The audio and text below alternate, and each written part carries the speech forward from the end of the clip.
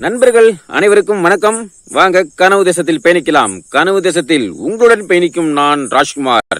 நண்பர்களே, இன்றைய காணொலி பதிவுல முக்கியமான 2 விடயங்களை பற்றி தான் பார்க்க போறோம். அதுல முதல் விடயம் எதை பற்றி அப்படின்னா, அப்பாடா ஒரு வழியா இந்த வெங்காய வேலை முடிஞ்சுதுங்க. இதை பற்றியும் இந்த மாதிரி இந்த வெங்காயத்துல நான் சந்தித்த இந்த பிரச்சனைகள், இதை முடிக்கிறதுக்குள்ள நான் பட்ட பாடு, இதை பற்றி நான் உங்களோட பகிர்ந்துக்க போறேன். அடுத்து 2வது விடயம் என்ன அப்படின்னா, நான் சீமான் அவர்கள் இந்த கட்சிகளுடைய உட்கட்டமைப்பை வலுப்படுத்தும் விதமா இப்ப வந்து சுற்றுப்பயணம் மேற்கொண்டு இருக்காங்க. ஏற்கனவே பல மாவட்டங்களுக்கு போயிட்டு வந்துட்டு அங்க வந்து கலந்தாய்வு பொதுக்கூட்டங்களை வந்து பங்கேற்று இருக்காங்க. அடுத்து பாத்தீங்கன்னா 2ஆம் கட்ட பயணத்தை வந்து விருதுநகர்ல தொடங்கியிருக்காங்க. இதை பற்றி தான் நம்ம பேச போறோம்.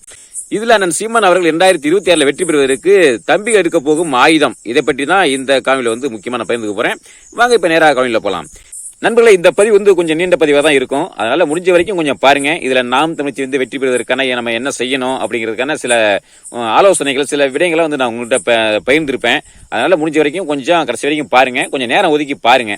ஏன்னா ஒரு முக்கியமான பதிவுன்னு நான் நினைக்கிறேன். இதை பார்த்துட்டு நீங்க உங்களுடைய கருத்தை வந்து தெரிவிங்க. சரிங்க நண்பர்களே, வாங்க இப்ப நேரா விடயத்துக்குள்ள போகலாம். முதல் விடயமா நம்ம எனது வெங்காய இந்த பயிர் சாகுபடி அந்த அனுபவத்தை பகிர்ந்துக்க போறேன்.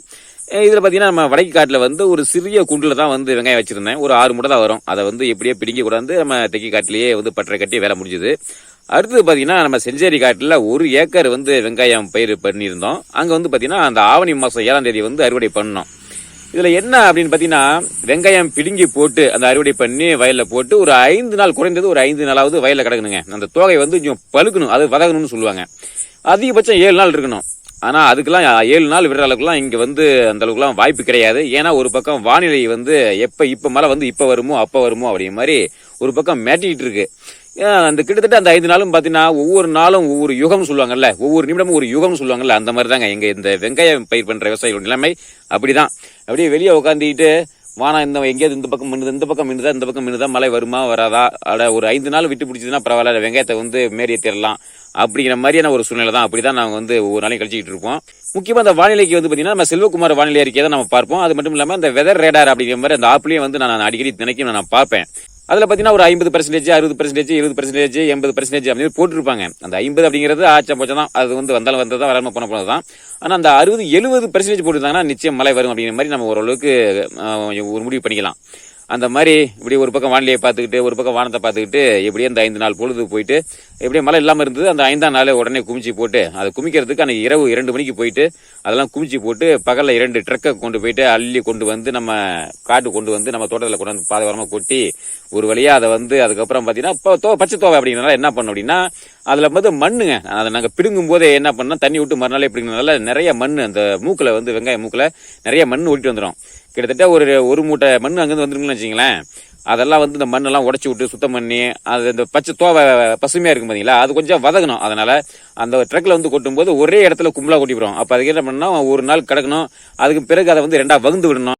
ஏன் வகுந்து விடணும் அப்படின்னு பாத்தீங்கன்னா, அது ஒரே கும்பலா கிடந்ததுன்னா அப்படியே புழுக்கமாயிரும், ரொம்ப ஒரு நொசன்னு கொஞ்சம் ஒரு மாதிரி ஆயிரும். அதனால என்ன பண்ணணும்னா, அதுக்கு காத்தோட்டம் ஏற்படுத்துறதுக்கு 2ஆ வகுந்து விட்டு அதை சாலையா போட்டு அந்த மண்ணெல்லாம் கொஞ்சம் அலசி விட்டு அதுக்கப்புறம் 3ஆம் நாள் தான் நாங்க வந்து பட்டறை பிடிச்சு அதை வந்து ஒரு 2 நாளைக்கு வந்து பட்டறையில வந்து ஏத்துவோம்.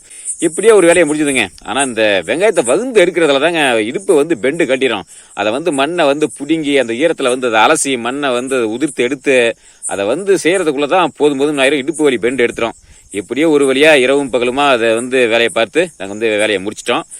இப்படி செஞ்சேரி காட்டு வெங்காயத்தை 2 நாள் அந்த பற்றைய வேலையை முடிச்சுட்டு அது வந்து ஒரு வேலையை முடிஞ்சது.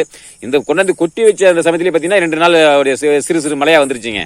இதுல இன்னொரு முக்கியமான விடயத்தை சொல்ல மாட்டாங்களே, இந்த வெங்காயத்தை அள்ளிட்டு வர அன்னைக்கு ஒரு 5 நாள் மழை வராம இருந்தா பரவாயில்ல அப்படி மாதிரி எதிர்பார்த்துட்டு இருந்தோமா, அன்னைக்கு அள்ளிட்டு வந்த அன்னைக்கே பாத்தீங்கன்னா கொண்டாந்து கொட்டி விட்டு சரி வந்து வரலாமே அப்படின்னு சொல்லிட்டு ஒரு 3 மணிக்கு மேல வந்து விட்டா நம்ம மேற்கல அது பரல மலை பக்கம் மலைச்சாலை இறங்கி வர ஆரம்பிச்சிருச்சு. என்னடா அது என்ன பண்றது அப்படின்னு பார்த்தா, ஒரு பக்கம் படுதா, ஒரு கைவசம் ஒரு படுதா இருந்தது. ஆனா இருக்கிற கொட்டிற வெங்காயத்துக்கு ஒரு 2-3 படுதா பெரிய படுதா வேணும். சரி, ஒரு பக்கம் மழை இறங்கி வர ஆரம்பிச்சிருச்சு. திடீர்னு என்னடா இப்படி வந்துருச்சுன்னு சொல்லிட்டு உடனே அந்த இருக்கிற படுதா போட்டுட்டு இன்னொரு படுதா வேணுமே சொல்லிட்டு வீட்டுக்கு நம்ம இருக்கிறது காட்டுல வீட்டுல ஒரு படுதா இருக்கு, ஒரு ரூம்ல அறையில வச்சிருக்கோம். சரி உடனே அங்க போலான்னு பார்த்தா வண்டி 2 வீலர் வேலை இல்லைங்க. என்ன கதை அப்படின்னா, நம்ம வெங்காயம் ஆள போன சமயத்துல இங்கிருந்து 8 கிலோமீட்டருங்களா, இங்கிருந்து வெங்காயம் ஆள போன இடத்துல நம்ம 2 வீலர் வந்து நம்ம ட்ரக்கர் அண்ணன் வந்து கயிறு கட்டுறதுக்கோசரம் நம்ம வெங்காயத்தெல்லாம் லிட்டு கடைசியில படுதா போட்டு கயிறு கட்டுவோம். அவர் கயிறு எடுக்காம மாட்டாங்க. சரி நீங்க வெங்காயம் தள்ளி போட்டுட்டு இருங்க, நான் போய் கயிறு எடுத்து வந்துடுறேன் அப்படின்னு சொல்லிட்டு நம்ம வண்டி எடுத்துட்டு கொஞ்சம் தூரம் வந்தாங்க. அது என்ன ஆச்சுன்னா, அந்த ஆக்சில் அந்த நட்டு உருவிட்டு வீலே வந்து பிடிங்கிருச்சு. இப்படி வண்டியை வேலை வச்சிருச்சு. அப்புறம் என்னடா பார்த்தா இங்க இப்ப நம்ம எப்படியோ ட்ரக்ல வந்துட்டோம். இங்க வந்து இப்ப பருதா எடுக்கிறது ஊருக்குள்ள போகணும் 1.5 கிலோமீட்டர். பார்த்தா மழை ஒரு பக்கம் இறங்கி வந்துட்டு இருக்கு. மழை வந்துருச்சுன்னா நனைஞ்சு போயிடும். என்ன பண்றதுன்ட்டு ஒரே ஒன்னும் கைகள் புரியல, ஒன்னும் புரியல. சரி பக்கத்து காட்டுல ஒரு அண்ணன்ட்ட வண்டி இருக்குது அப்படின்னு சொல்லிட்டு அங்க போய் கேட்டா, அந்த அண்ணன் நான் என் வெங்காயத்தை குமிச்சு போட்டுருக்கேன் தம்பி, நான் சாக்கு இருக்கிற வீட்டுக்கு போறேன் அப்படின்ட்டாரு. உடனே அதை தாண்டி இன்னொரு பக்கத்துல அங்க காட்டுல அங்க ஓடி போய் இந்த மாதிரி வண்டி வேணும்னு சொல்லிட்டு அங்க வண்டி அவங்ககிட்ட வாங்கிட்டு போயிட்டு நேரா வீட்டுக்கு ஊருக்குள்ள போயிட்டு அங்க போய் சரி ரூமுக்குள்ள வந்து படுதா இருக்கு அப்படின்னு சொல்லிட்டு அந்த ரூமுடைய சாவியை வந்து அது ஒரு இடத்துல வச்சிருப்போம். அதை போய் தெரிய பார்த்தா அங்க சாவியை காணோம். என்ன அப்படின்னு கேட்டா அம்மாட்ட கேட்டா இந்த மாதிரி ஐயா வந்து வேற எங்கேயோ வச்சுட்டாங்களாட்டுறதுக்கு அப்படின்னு பார்த்தா அவரு எங்கன்னு பார்த்தா அவரு அங்கிருந்து வடக்கு காட்டுல அங்கிருந்து ஒரு 1 கிலோமீட்டர் அங்க அந்த பக்கம் அங்க வந்து ஆடு மேய்ச்சிட்டு இருக்காங்க. எங்கடா இங்கிருந்து அங்க எப்படி போகணுமா, அங்க ஒரு பக்கம் மலை இறங்கி வந்துட்டு இருக்கேன் அப்படின்னு பார்த்தா நல்ல வரைக்கு கொஞ்சம் அதுக்கு முன்ன எங்க மாப்பிள்ள ஒரு வண்டி ஆட்டோ வச்சிருக்காப்ல. பருதா நம்ம வீட்டுல இருக்குது மாமா எடுத்துங்க அப்படின்னு சொல்லிட்டு போனாப்ல. உடனே எப்ப அங்க போனா நேரம் மழை வந்துடும், அதுக்குள்ள நினைச்சு போயிடும். உடனே நம்ம பக்கத்துல இருக்கிற மாப்பிள்ள வீட்டுல போயிட்டு அது நம்ம ஆட்டோவுக்கு போடுற இந்த பெரிய பருதா, அந்த டென்ட் போட்டு வரிஞ்சு கட்டுவாங்க பாத்தீங்களா, அந்த பருதா வந்து எடுத்து கொண்டு போட்டு எப்படியோ ஒரு வழியா மழை கொஞ்சம் வந்துருச்சு. பருதா போறதுக்குள்ள மழை வந்துருச்சு. எப்படியோ அட்ரா புறான்னு சொல்லிட்டு வெங்காயத்தை மேல போட்டு மூடி வச்சிட்டோம். வெங்காயத்தை பாதுகாப்பு பண்ணிட்டோம். அதுக்கப்புறம் தான் இந்த கதையெல்லாம் இந்த வெங்காயத்தை வந்து விட்டு அதுக்கப்புறம் ஒவ்வொரு நாளும் இரவுல அப்படியே வானத்தை பார்த்துக்கிட்டு இன்று மழை வராம இருந்தா பரவாயில்ல அப்படிங்கிற மாதிரி அந்த 5 நாள் பொழுதும் போயிட்டு இப்படி வெங்காயத்தை தள்ளி வச்சு வேலையை முடிச்சிட்டோம் நண்பர்களே. எப்படியோ ஒரு வழியா அந்த வெங்காய வேலை முடிஞ்சது. அடுத்தது பாத்தீங்கன்னா அந்த வேலை முடிஞ்ச உடனே நம்ம குறுங்கூர் காட்டுல அந்த வெங்காயம் அதையும் வண்டி பிடுங்கி அதையும் 5ஆம் நாள் வந்து போயிட்டு குமிச்சு போட்டு திரும்பி 6ஆம் நாள் விட்டுறது போயிட்டு அள்ளிட்டு வந்து போட்டு அதையும் கொண்டாந்து போட்டு அதையும் பற்ற அள்ளி வச்சிட்டோம். ஒரு வழியா பற்றையெல்லாம் கட்டி அது மேல கீத்து மழை வந்தா நனையாம இருக்கிறதுக்கு கீத்தை வச்சு கட்டி வேலை முடிஞ்சது நண்பர்களே. இப்ப பாத்தீங்கன்னா இந்த வெங்காயத்தை அடுத்து எப்போ வைப்போம் அப்படின்னா சம்பாப்பட்ட வெங்காயம். இது வந்து பாத்தீங்கன்னா எல்லாமே விதை வெங்காயம். கிட்டத்தட்ட ஒரு 70-75 மூட்டை பக்கம் வந்துருக்குன்னு வச்சுங்களேன். பரவாயில்ல. இந்த வருஷம் வெங்காயம் வந்து விலைக்கு நாங்க வாங்குவோம். இந்த வருஷம் கொஞ்சம் உழைப்பை போட்டதுனால கொஞ்சம் அங்கேயும் ஓடி அலைஞ்சி திரிஞ்சு வேலை செஞ்சதுனால நமக்கு இப்போ ஒரு 70 மூட்டை வெங்காயம் பக்கம் வந்திருக்கு. இப்போதைக்கு கிலோ 30 ரூபான்னு போயிட்டு இருக்கு. இருந்தாலும் நம்ம வந்து விதைக்கு போக தான் மீதி ஒரு 30-40 மூட்டை போடுற மாதிரி இருக்கும். அதை வந்து ஒரு மாசம் கழிச்சு தான் வந்து விலைக்கு போடுவோம். விதை வச்சதுக்கு நமக்கு விதைக்கு நிறுத்திட்டு மீதியை வந்து விலைக்கு போடுவோம். திரும்ப வெங்காயம் அடுத்து எப்போ வைப்போம் அப்படின்னா இப்ப நம்ம வச்சது வந்து விதை வெங்காயங்களா, அடுத்து வந்து சம்பாப்பட்ட வெங்காயம் ஐப்பசி மாசம் பிறந்து வைப்போம்.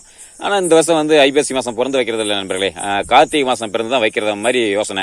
ஏன்னா சென்ற வருடம் பாத்தீங்கன்னா ஐப்பசி மாசம் பிறந்து வச்சு சரியான விளைச்சலும் இல்ல, விலையும் இல்ல, கொஞ்சம் பெரிய லாபம் அந்த அளவுக்கு பெருசா இல்ல, பாதிக்கு தான் வந்தது. அதனால இந்த வருஷம் என்ன பண்ண முடிவு பண்ணிருக்கேன் அப்படின்னா கார்த்திகை பிறந்து வச்சுக்குவோம், பொறுமையா வச்சுக்குவோம். ஏன்னா இந்த கரண்டை தொட்டா சாக்கடிக்கிற மாதிரி இப்ப மழை பெஞ்சா வெங்காயத்துக்கு வந்து ஒரு திருகல் நோய் அப்படி மாதிரி வந்துருதுங்க. அதனால ஓரளவுக்கு கொஞ்சம் கார்த்திகை பிறந்து வச்சா அந்த ஒரு மார்கழி அந்த ஒரு 30 நாள் கார்த்திகை 30 வரைக்கும் பாத்தீங்கன்னா ஒரு இளம் பயிரா இருக்கும், 30 நாள் பயிரா இருக்கும். அப்ப அது வரைக்கும் வந்து மழை பெய்தா ஒன்னும் பெருசா பாதிக்காது. அதன் பிறகு மார்கழியில மழை குறைஞ்சிக்கும். அதுக்கப்புறம் நம்ம தை மாசம் திரும்பி அறுவடைக்கு வந்துடும். அதனால இந்த வருஷம் கொஞ்சம் பொறுமையா வைக்கலாம் அப்படிங்கிற மாதிரி ஒரு யோசனை. அதனால இப்படிதான் இது விவசாய பணிகள் போயிட்டு இருக்கு. இதான் நண்பர்களே எனது விவசாயிகளுடைய அனுபவம். அதாவது இந்த வெங்காய வேலைன்னு சொல்ல முடியல, இது ஒரு என்னடா வெங்காய வேலை அப்படிங்கிற மாதிரி, அந்த மாதிரி இந்த வெங்காய வேலை அப்படிங்கிறது ரொம்ப மிகப்பெரிய ஒரு வேலை நண்பர்களே. இதெல்லாம் முடிச்சு எடுக்கிறதுக்குள்ள ரொம்ப ரொம்ப ஒரு போராட்டமா தான் இருக்கும். விவசாயிகளுடைய நிலைமை இப்படிதான், அந்த வெங்காய விவசாயிகளுடைய நிலைமை இப்படிதான் இருக்கும். சரி நண்பர்களே, இது ஒரு வழியா வேலை முடிஞ்சது. அடுத்தது வாங்க இப்ப நேரா நம்ம அண்ணன் சீமான் அவருடைய அதிரடி பயணம், அதை பற்றி நம்ம பார்த்துருவோம். அதாவது பாத்தீங்கன்னா இன்னைக்கு நாம் தமிழ்ச்சி வந்து 2026 வெற்றி பெற்று அண்ணன் சீமான் அவர்கள் முதல்வராக ஆக வேண்டும் அப்படிங்கிறதுக்கோசரம் அதுக்கு அண்ணன் சீமான் அவர்கள் சமீபத்தில் இப்ப சுற்றுப்பயணம் மேற்கொண்டிருக்காங்க. அதாவது கட்சியினுடைய உள்கட்டமைப்பை வந்து வலுப்படுத்தணும் அப்படிங்கிறதுக்கோசரம் வந்து சுற்றுப்பயணம் மேற்கொண்டிருக்காங்க. இப்படி ஒவ்வொரு மாவட்டத்திலையும் வந்து கலந்தாய்வு, அப்புறம் அந்த மாவட்டத்தில் வந்து ஒரு இடத்துல ஒரு பொதுக்கூட்டம் அப்படிங்கிற மாதிரி போயிட்டு இருக்கு. அதனுடைய 2ஆம் கட்டமா இப்ப விருதுநகர்ல வந்து தனது சுற்றுப்பயணம் வந்து மேற்கொண்டு வந்துட்டு இருக்காங்க. இப்ப இந்த இடத்துல நாம கட்சி உறவுகள், நமது கட்சியினுடைய தம்பி தங்கைகள் நம்ம என்ன பண்ணணும் அப்படின்னா, இப்ப அண்ணன் சீமான் அவர் முதல்வராக ஆகணும், சரிங்களா? இப்ப அதற்கு நம்ம என்ன செய்யணும், அதாவது ஒரு விடயத்தை வந்து செய்யணும், ஒரு வேலையத்தை செய்யணும் அப்படின்னா அதற்கு தகுந்த ஒரு ஆயுதத்தை இருக்கணும். நான் பல காணொலியில சொல்லிட்டு வந்துட்டு இருக்கேன். இதற்கு வந்து நம்ம அதாவது நேக்கு போக்கோட செய்யணும். ஒரு வேலையை வந்து நேக்கு போக்கோட செய்யணும். முண்டிட்டு இருக்கிறத விட அது நேக்கா செய்யறதான் ரொம்ப எளிமையா இருக்கும் அப்படிங்கிற மாதிரி சொல்லுவாங்க. அந்த மாதிரி இந்த இடத்துல நம்ம ரொம்ப நேக்கா கொஞ்சம் வேலை செய்யணும். அந்த ஒரு ஆயுதத்தை எடுத்து அந்த அதாவது ஒரு பெரும்பாறை இருக்குன்னு வச்சுங்களேன், அந்த பெரும்பாறையை வந்து நம்ம கையை வச்சு தள்ள முடியாது. ஆனா அதுக்கு ஒரு கடப்பாறை எடுத்து அதை ஒரு நெம்புனா அந்த எளிமையா அந்த பாறையை வந்து நம்ம உருட்டலாம், பிரட்டலாம். அந்த மாதிரி தான் இப்ப வந்து இது வந்து பாக்குறதுக்கு 2027 நாம் தமிழ் கட்சி வெற்றி, அண்ணன் சீமான் முதல்வர் அப்படிங்கிறது ஒரு மிகப்பெரிய ஒரு பிரம்மாண்டமான ஒரு விடயமா தெரியும். ஒரு மிகப்பெரிய ஒரு மலைப்பா கூட இருக்கும். இப்ப இவ்வளவு பெரிய ஒரு அசாத்தியமான ஒரு வேலையை வந்து நம்ம எப்படி எளிமையா செய்து முடிக்கிறது அப்படிங்கறது தான் இப்ப நம்ம இந்த இடத்துல பார்க்க வேண்டிய விஷயம். அதுதான் சொல்றேன், அடிக்கடி நான் சொல்லிட்டு வந்துட்டு இருக்குது என்ன அப்படின்னா, அரசியல் புரிதல், மக்களை வந்து அரசியல் படுத்தணும் அப்படிங்கறது தான். ஏன்னா இன்னைக்கு மக்கள் வந்து அறியாமையில இருக்காங்க, அறியாமை இருள்ல இருக்காங்க, அரசியல் என்னன்னு தெரியாம இருக்காங்க, நம்ம சுத்தி என்ன நடக்குது அப்படிங்கறது தெரியாம இருக்காங்க. அப்ப இந்த இடத்துல நம்ம என்ன செய்யணும் அப்படின்னா மக்களுக்கு வந்து ஒரு அரசியல் புரிதல் ஏற்படுத்தணும், அரசியல் தெளிவு வந்து ஏற்படுத்தணும்.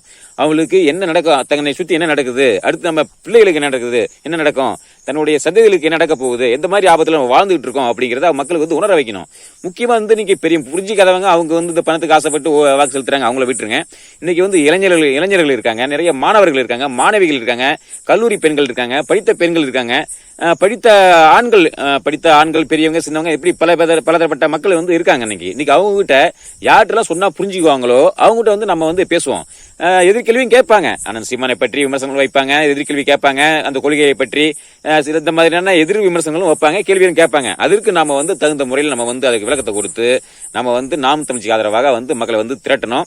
அதனால அதன் அடிப்படையில நான் இப்ப எனக்கு வேலை வந்து விவசாய வேலை முடிஞ்சது. அடுத்தது வந்து எனது வேலை என்ன அப்படின்னா, எனது கிராமத்துல வந்து கட்சியினுடைய புலிக்குடியை வந்து ஏற்றணும், அடுத்தது பொறுப்பை நியமனம் பண்றது, அடுத்தது களப்பணி செய்யறது, மக்களுக்கு வந்து அரசியல் படுத்துறது, அதாவது நாம் தமிழகத்தினுடைய கொள்கைகளை வந்து ஒவ்வொரு மக்களும் கொண்டு போய் சேர்க்கிறது. இதுதான் நான் செய்ய போற வேலை. நான் எப்படி செய்யறேன், எப்படி செயல்பட போறேன் அப்படிங்கிறத நிச்சயம் வந்து நான் உங்கள்கிட்ட பகிர்ந்துக்குவேன். அதாவது எனது கிராமத்தை வந்து ஒரு முன்மாதிரியான கிராமமாக கொண்டு வரணும், அதாவது எப்படி எல்லாம் போனா நம்ம வெற்றி பெற முடியும் அப்படிங்கிறதுக்கான ஒரு முன்மாதிரியாகத்தான் நான் வந்து செயல்பட போறேன். எனது கிராமத்தில் உள்ள எல்லா மக்களையும் வந்து நேரில் சந்திக்க போறேன், நாம் தமிழ் கட்சியை பத்தி எடுத்து சொல்ல போறேன். இதுல வந்து எப்படி அவங்களுடைய ரியாக்ஷன் எப்படி இருக்க போகுது, அவங்களுடைய எதிர்வினை எப்படி இருக்க போகுது, எல்லாத்தையும் வந்து காணொலியா பதிவு பண்ணுவேன். இதுல வந்து ஏற்கனவே வந்து ஒரு அதிமுக நபர் வந்து அண்ணன் சீமானை பற்றி பல விமர்சனங்களை வைக்கிறாங்க, பல விமர்சனங்கள் பண்றாங்க, அவதூறு பண்றாங்க. அதற்கெல்லாம் எப்படி வந்து தகுந்த முறையில் நாம வந்து எதிர் விமர்சனம் பண்றது, எப்படி எதிர்கருத்தை வந்து நம்ம வைக்கிறது எல்லாமே வந்து நான் வந்து தயார் பண்ணி வச்சிருக்கேன். நிச்சயம் அதை நான் முன்னெடுப்பேன். இது வந்து எனது இந்த செயல்பாடு அப்படிங்கிறது ஒரு தமிழ்நாட்டுக்கே ஒரு முன்மாதிரியான ஒரு செயல்பாடா இருக்கும். ஏன்னா நமது கனவு தேசம் அப்படிங்கிறத பார்த்து வச்சிருக்கோம் நம்ம யூடியூப் சேனலுக்கு, நம்மளுடைய வலைத்தளத்துக்கு. அதனால அந்த கனவு என் மனசுல ஓடிட்டு இருக்கு. அதை வந்து நான் விரைவில் வந்து நடைமுறைப்படுத்துவேன், செயல்படுத்துவேன். இதை பார்த்து நமது கட்சியினுடைய உறவுகள் நீங்களும் நீங்கள் சார்ந்த பகுதியில் வந்து செயல்படுத்துங்க. நிச்சயம் 2027 வந்து வென்று காட்டுவோம். ஏன்னா இன்னைக்கு சில பேர் இந்த நாம் தமிழ்ச்சி மீது விமர்சனம் வைக்கிறவங்க எல்லாம் பார்க்கும்போது அப்படியே ஒரு கோபம் வருது, கோபம் வெறி வருது. இந்த யூடியூப் கூட்டஸ் தான் சரி, இந்த உரிமை களத்துல ஒருத்தன் பேசுறான் அவனா இருந்தாலும் சரி, இந்த எனவே பேசுவோம், இந்த திராவிடத்தை முட்டு கொடுப்போம் அந்த திராவிட பேத்தியா இருந்தாலும் சரி, இந்த யாரு நம்ம சுந்தரவல்லி இந்த மாதிரி பல பேர் இன்னைக்கு இந்த முட்டு செந்தில்வேல் அண்டா செந்தில் இந்த மாதிரி பல பேர் வந்து அண்ணன் சீமானை பற்றி விமர்சனம் பண்றதெல்லாம் பார்க்கும்போது ஒரு வெறி வருது. அப்ப இந்த வெறியெல்லாம் எதுல காமிக்கணும் அப்படின்னா, நமது தீவிரமான கலப்பணி தான், அது நுணுக்கமான நேக்கான அந்த கலப்பணி மூலமா தான் நம்ம வந்து அதை அண்ணன் சீமான் அவர்களை வந்து வெற்றி பெற செய்யணும். 2027 வந்து நாம் துணிச்சலை வைத்து அண்ணன் சீமான் உருவாக்கணும். நிச்சயம் அதை செய்வோம் நண்பர்களே. அதுக்கு நீங்க என்ன பண்ணணும் அப்படின்னா, நமது கனவு தேசம் மொழியோடு இணைந்திருங்க. இந்த பதிவு கொஞ்சம் நீண்ட பதிவாக தான் இருக்கும், கொஞ்சம் இருந்தாலும் பரவாயில்ல, பொறுத்து நீங்க பார்த்ததுக்கு கடைசி வரைக்கும் பார்த்ததுக்கு ஒரு மிக்க நன்றி. நமது வலையொலி இணைந்திருங்கள். வரும் நாட்கள்ல அனைத்து விதமான பதிவுகளையும் நம்ம வந்து நிச்சயம் பகிர்ந்துவோம். சரி நண்பர்களே, இந்த தகவலை வந்து உங்களோட பகிர்ந்து கொள்ள இந்த காணொலி மீண்டும் மருத்துவ ஒரு காணொலி சந்திப்போம். நன்றி, வணக்கம்.